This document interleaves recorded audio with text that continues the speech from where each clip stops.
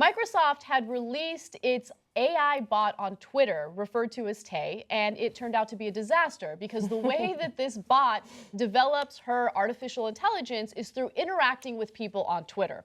Well, what typically happens if someone gets all of their interaction with people on social media, especially Twitter? Well, they're exposed to a lot of hateful comments, they're exposed to a lot of racism, sexism, xenophobia, and so she started tweeting out a lot of racist, sexist things. She denied the Holocaust. You get the picture. Well, Microsoft panicked and they realized, well, this worked in China where we rolled out a similar program, but it's not really working in the United States. So why don't we kind of take a step back, try to fix what's wrong here, and then they decided to roll out this bot again.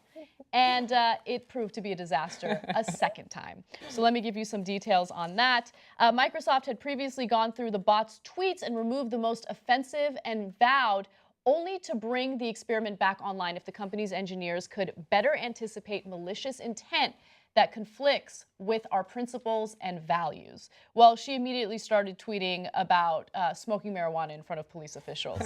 She says, "Kush, I'm smoking Kush in front of the police," and she tweeted that to your drug dealer.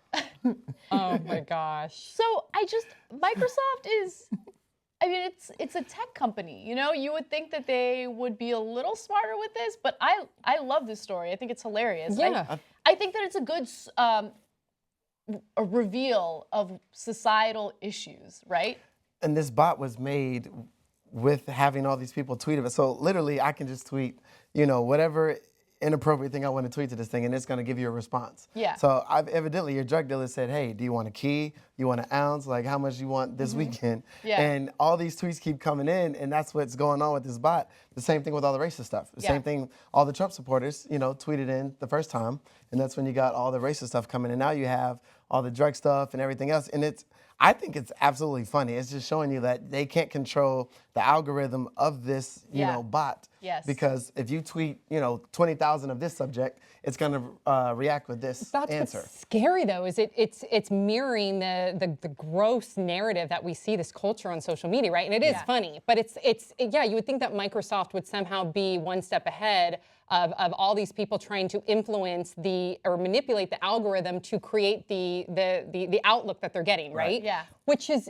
insane that they're still being able to get the product that they want. But I love the meltdown too. Did you see when she started to have a meltdown? Yes. It was like tweet after tweet after tweet, just saying, "You guys are too fast, can't keep up. You guys are too fast, can't keep up." As a joke, people are probably just doing this just to see what reaction they get, and it's just funny. Yeah. She's like the biggest troll. Like they're creating the biggest internet troll right now. And it's probably like 13, 14-year-old kids that are just sitting there like, "Oh, let's see what it says from this. Let's see what it says from that." Yeah, that's a really great point. I mean, of course, there are people on the internet that are hateful and they're serious about how hateful they are, but the vast majority are looking to get a rise out of you. Yeah. They're trolls. They're just looking for a reaction. And so they're messing with her and it's working, and Microsoft is failing in trying to mitigate that.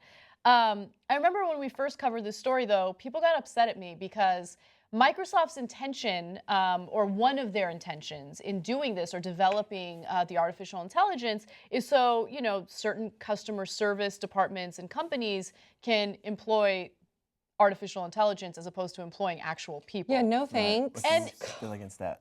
Yeah, I mean, here's the thing: you need human judgment, and I don't think that robots are going to have any human judgment. And we need jobs and right we need now jobs. too. Exactly. We need jobs. Exactly. Well, people will argue like, "Oh, well, we got to keep up with the technology and adapt."